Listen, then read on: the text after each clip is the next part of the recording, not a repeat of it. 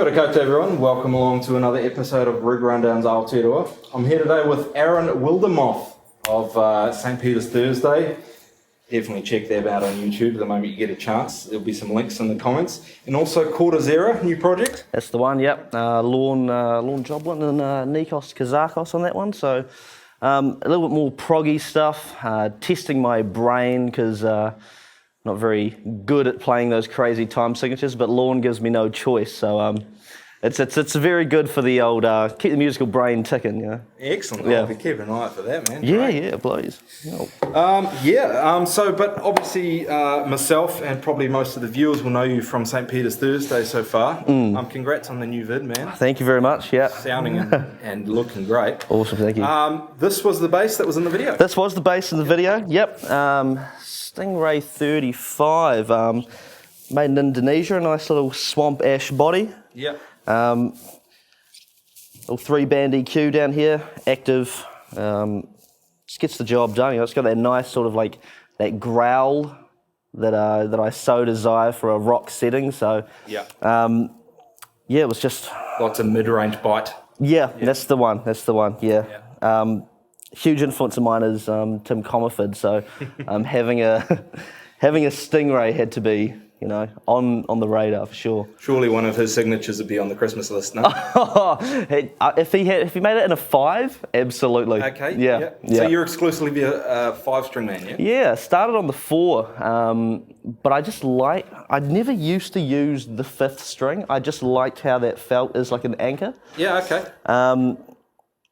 And then since I wrote so many of my bass lines for St. Peter's on the 4, I didn't really use this. Yep. But now that we've got some new tunes, I go down here quite often now because it is quite brutal. So right. Yeah. So actually, it was more a technique and comfort thing before using the B string thing. Yeah, for sure. Right. I think it's sort of cut my legs out from underneath me at some points because, you know, I'm just looking at it and using it as a thumb rest, but you know, now that I'm a bit more comfortable with it, using that it's what I'm getting into a lot more. Yeah, and on the single Fisherman that the video that's in the, sorry, I'll start that again.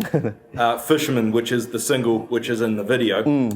You're using that. It's got that classic Stingray sound. Yes. You know, it's I listened to it and went nice. In Anand solo, is there something extra, a little bit of something? Yeah.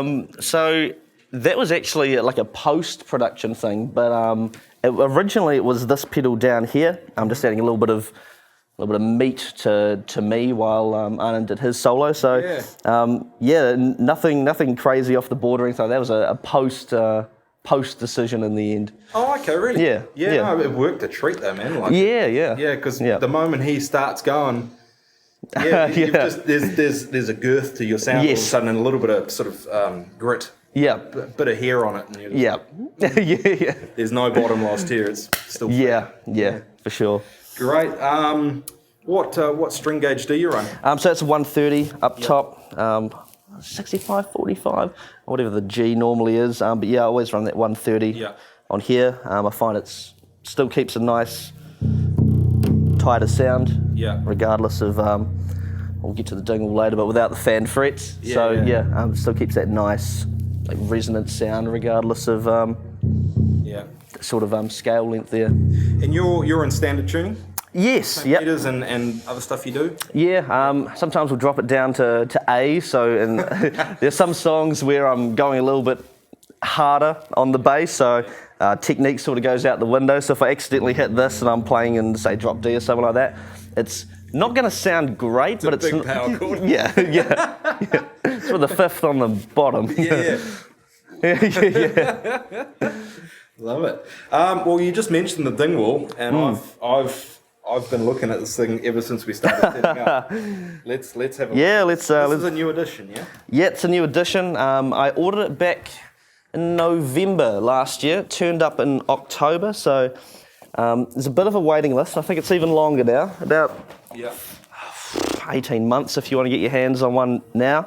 Yeah. So they're getting more popular by the day. Yeah. So I'm glad I got it when I did.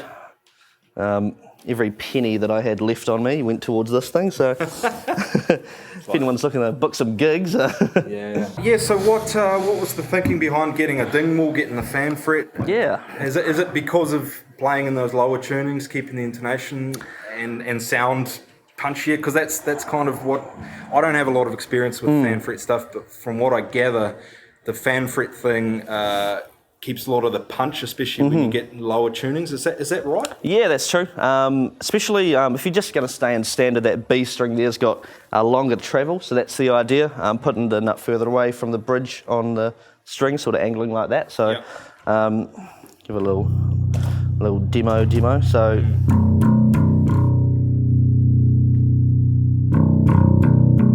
you still get that sort of grunt out of the B instead of just getting that sort of flabbiness. Yeah. It's just about sort of uniformity.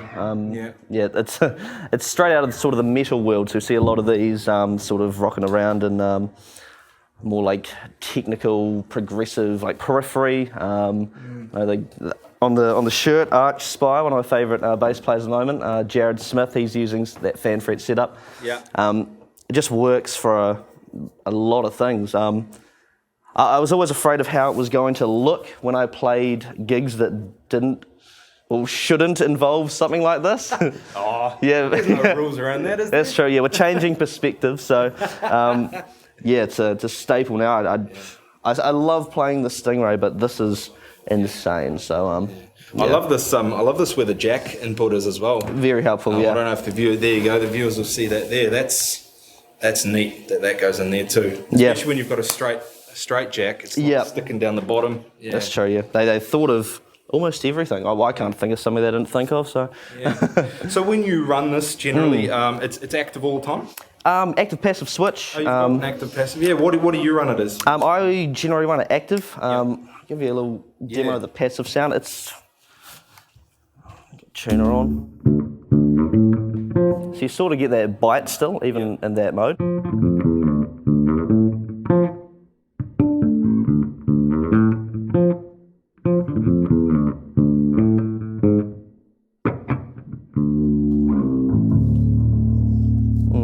So that's passive, yeah? Yeah.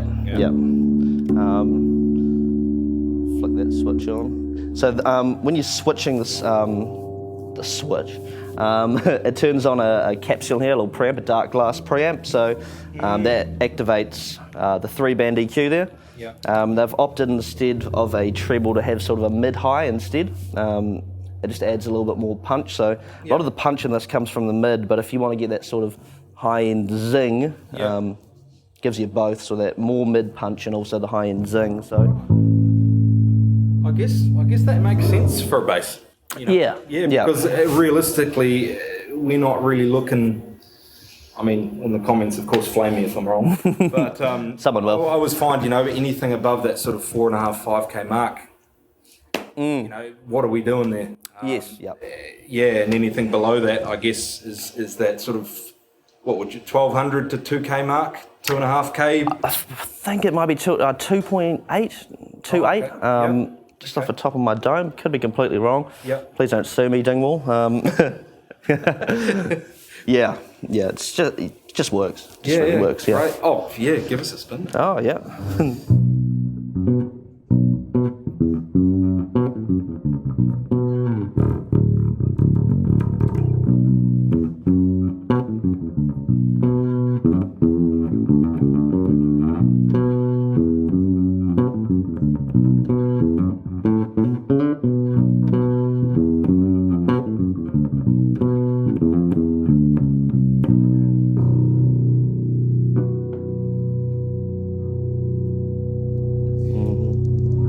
Incredibly even across the board too, yeah? Yeah. Incredibly even. Yeah, it really is.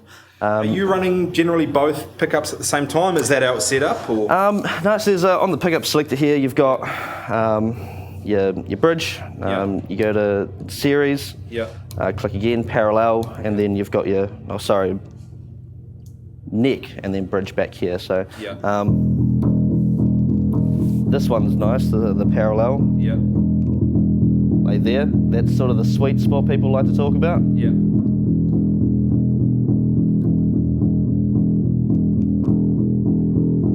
there's a lot to work with. Almost too much at times. So yeah, there's a lot of tinkering. You've probably sort of found already where you're happy at the moment. Yeah, right. For sure. Yeah, but I'm sure I'll hate it in a week or so. So yeah, so just a constant learning experience when it comes to and I mean, the sort of thing. All the time too, right? Yeah. String wise, running the same gauge on there as the Stingray? No, so these are a little bit harder to get hold of. A 127. Oh wow, 127B. Yeah, so that just makes it even tighter. I think that's what they go for. These are the stock ones that came with it. So it's a little bit tough to get your hands on them because finding sort of a long scale string set in Christchurch, New Zealand's a little bit tough. So they do their custom ones, which I'm looking to get my hands on shortly. But they are not cheap. So so I'm stainless steel for these as well. So just preserves that zing for longer, I guess you'd say. I like stainless steels. I actually used to use a really, really light set. I used 40 to 95s when I was playing overseas. Yeah. But I found, obviously, because they were stainless steel, I've got a fairly light touch. And because they were so light, I had that zing for a long time. Yes. I quite like stainless steels. There's something about them that's got their own character. And I guess probably for the sort of music you're playing, adds that little bit more punch again. Yeah, absolutely. And if I need less, just switch it into passive, flip the pickup selector where you want to go, or just EQ out what you don't want. So, is that something you would do regularly on a gig, like say go between passive and active, or do you sort of, this sort of gig I'm going for that sound, another gig you're going for that sound? Okay, when I'm playing sort of cover stuff, I generally keep it in passive, just because it's got that more acceptable tone, something that people have heard. I'm sure I can get away with active, but I think passive just suits that scenario better. But in St. Peter's or Cortizera, I just like having the EQ ready to go on the fly, so always in active for those sorts of shows. So well, moving along, following this beautiful output here along the cable down to the bass pedalboard of doom. Yes, It even has an iPhone on it. Absolutely. Can't go without it. All right, run me through this, bro. What's happening here? So first we've got a hyperluminal compressor by Darkglass. I used to have a CP1X, which is a guitar compressor that Boss did, but it doesn't do what this does. I'm too frivolous with my money when it comes to this sort of stuff. I'm sure we all are at one extent or another. So there's actually three compressed models of compressor in here. So the one that I normally use here is the... that's a touch thing. Yeah, so touch sensor for the ratio and also for the compressor selector. Wow. I generally have it on the Super Symmetry, which is modelled after Darkglass's Super Symmetry. It's a compressor they discontinued, so it's just it's just that rock sound again. On the end, it's modelled after a 1176 or the Kelly 76. So I love those things, eh? I so want one. Santa, I've been so good. Bring me a Kelly. Bring him a Kelly. And it's got awesomely enough the all-on mode from the 76. So they modelled that that sound, just a max ratio, every button on the 76 with that. Is that something you would use on a gig? I haven't messed with it too much yet, but it's absolutely on the radar. I was watching someone use it on the way here. Actually, I was like, oh my god, that sounds better than what I normally set it to. So I'm gonna have to play around with that. Blend knob before the output, you can decide how much of the compressor you want. So if you just want it to be a pedal that's like completely transparent and you just want it to sort of solo, so you're going away doing your thing, you have it set a little bit higher, you do your...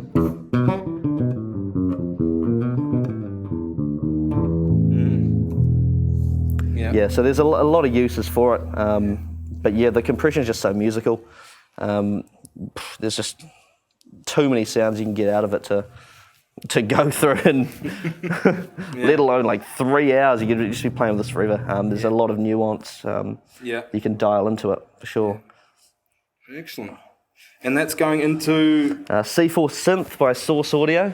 This is my, how do I say, my inspiration pedal. There's an outrageous amount of stuff you can do with it.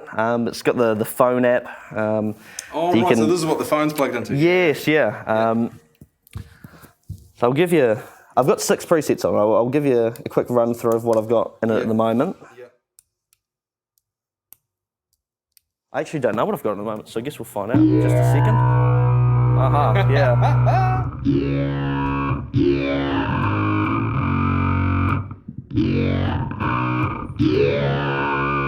Like pony, envelopey, grunty sort of 80s meatball sound going in that one.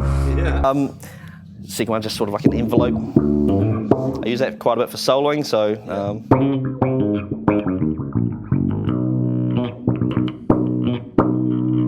So that really poppy sort of wah sound out of there. What have we got?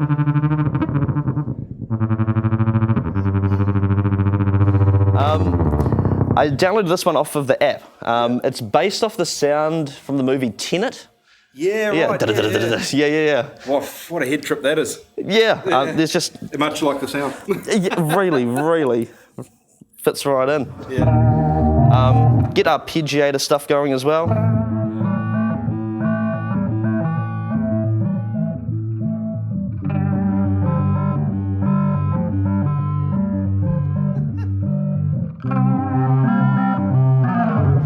So there's just a ton you can do it. This is my favourite one. Yeah.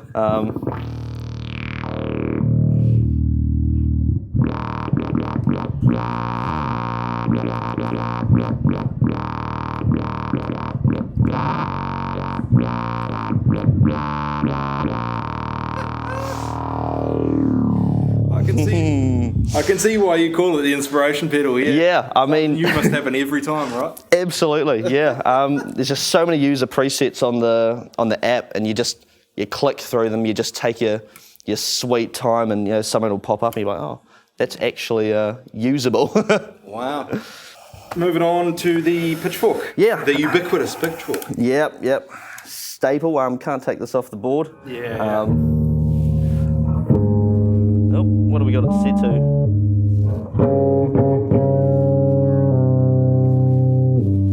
There we go.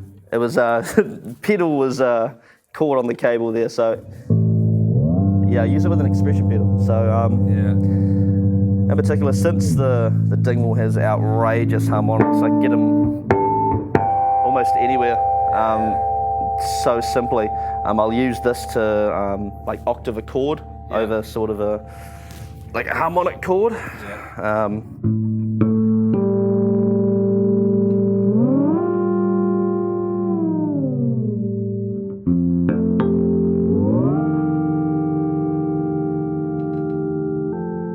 Take it off a -7.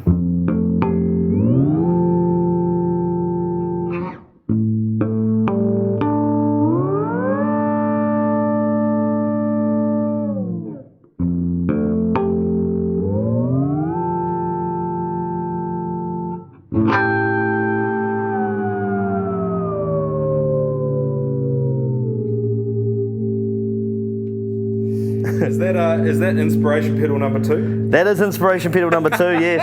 It turned into inspiration number 3 once I chucked the expression on. It's just a different world.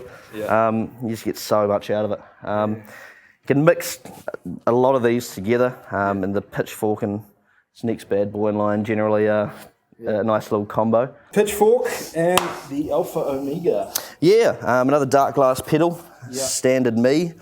So it's 2 distortion circuits. Brand ambassador here in Christchurch. Oh yeah, I've actually got the mask, so I walk around wearing that. So if anyone's watching from Darkglass, let me know. I don't know any of the bass players in Christchurch who are running this sort of gear. I mean, I follow a lot of it on YouTube and social media, and it's amazing stuff. Yeah. I don't know too much of it hanging around this part of the world. It's a problem with liking to have stuff that a lot of people don't have. Like a lot of people have boutique pedals in this range, that range, but just try to have something different, a different sound. How do you source this sort of stuff to NZ? Is it through Sweetwater or something? Or? Nah, I go through Troy Kelly, STL Audio in Wellington. Okay, yep. He's a big enabler of mine. Every time Darkglass do something new, I'm like, are you getting that in? So Alpha Omega is actually leaving the board shortly and being replaced by its bigger brother, the Photon. So I was hoping that would arrive in time, but unfortunately not. But yeah, it's just this thing on steroids, effectively. I mean, this thing's already on steroids. Well, we'll just have to do another rundown. Yeah, we're going to have to. Yeah, I'll bring a whole new board. Yeah. Yeah. And is that a wah? It is a wah, yes. Just the crybaby, the bass wah. Yeah. Mix these bad boys together all the time. You get sort of a more synthy sound if you crack that on. Yeah.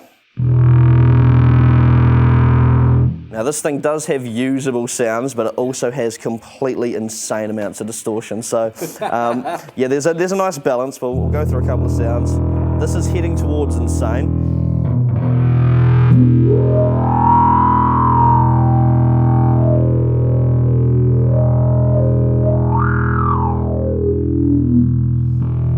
It's all about just playing that with that overtone of the distortion.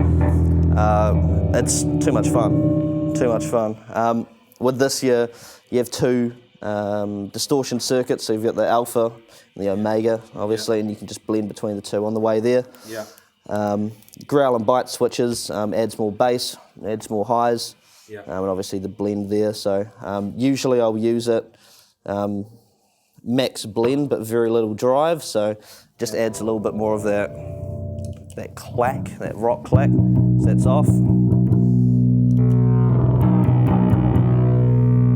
And that's that sound from Fisherman. Yeah. There it is. Yeah. Yeah, we use this in the studio, but yeah, I think in the end, sort of just the decision to do it digitally was made. Yeah. We didn't get the nicest take, probably had a loose cable or something like that, but yeah, that is well, that sound is modelled off out of there. Right. Well, I think you're ready for its bigger brother. I am indeed, yes. Yeah. So yeah, this is going all the way into yet another Darkglass. Yep. And also, this is a 210. I'm pretty stunned and blown away by what I'm hearing out of a cab that's, well, I guess so little really. There's a lot of punch coming out of that. Yeah. Clean bass. Yeah, that was a thing. I was just looking for I used to have an orange Crush 100, and that would just be hell to carry from the car up the Fat Eddie stairs. So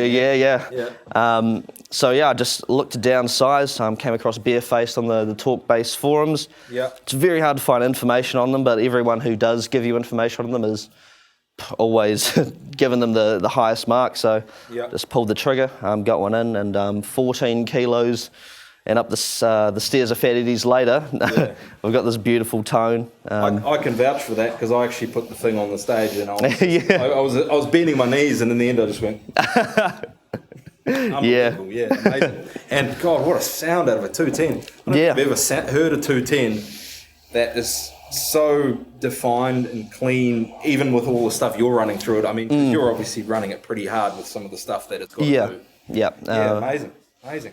It's just built for maximum output, and it's got a huge sort of frequency range as well that it can go through. So on his website, he just says punish it. Just punish it as much as you want, it'll take it. And I'm like, really? Okay. It's held up very well so far. So happy days. You vouch for it. Yeah. And of course, another Darkglass product here, the Microtubes. Yep. I've read a lot about these. They are quite the popular thing in the bass world at the moment, if you can get a hold of one. Yeah, very tricky. It's just a nice little amp that I can fit into my case, take it anywhere. Plenty of headroom. Massive amounts of headroom, You've got two distortion circuits in the amp, which is nice. Distortion circuits in it? Yeah, so this one here is based off of their vintage Microtubes.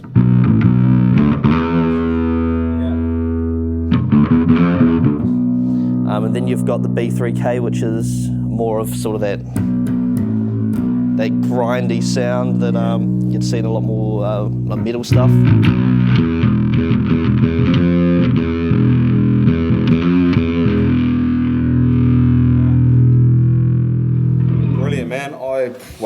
I'm pretty blown away by this sort of thing. I'm one of your pretty basic sort of rig bass players. Yeah. And I've never sort of quite gotten my head around this sort of stuff, but man, I'm almost like I need to. I need to get myself an inspiration pedal. And spend 5 minutes with it after.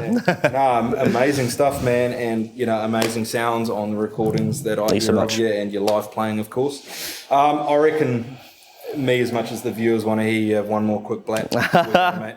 I'll leave it over Yeah, for sure. Whatever you feel like. Oh, whatever I feel like. Yeah.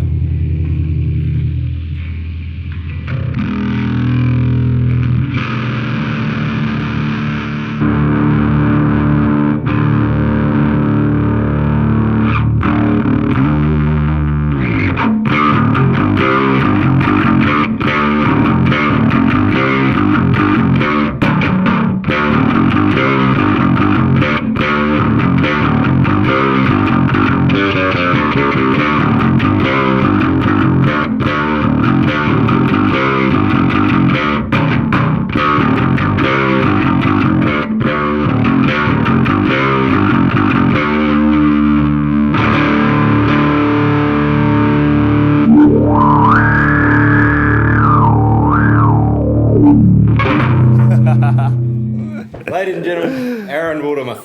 Dude, been an absolute pleasure having you on the show. Likewise, thank you very much. Yeah, keep an eye out. We'll have some links in the comments. And yeah, all the best. We'll see you very soon. Thank you see you very very much. soon when you have the new pedalboard. Absolutely. All right, bro. Cheers, Cheers, mate.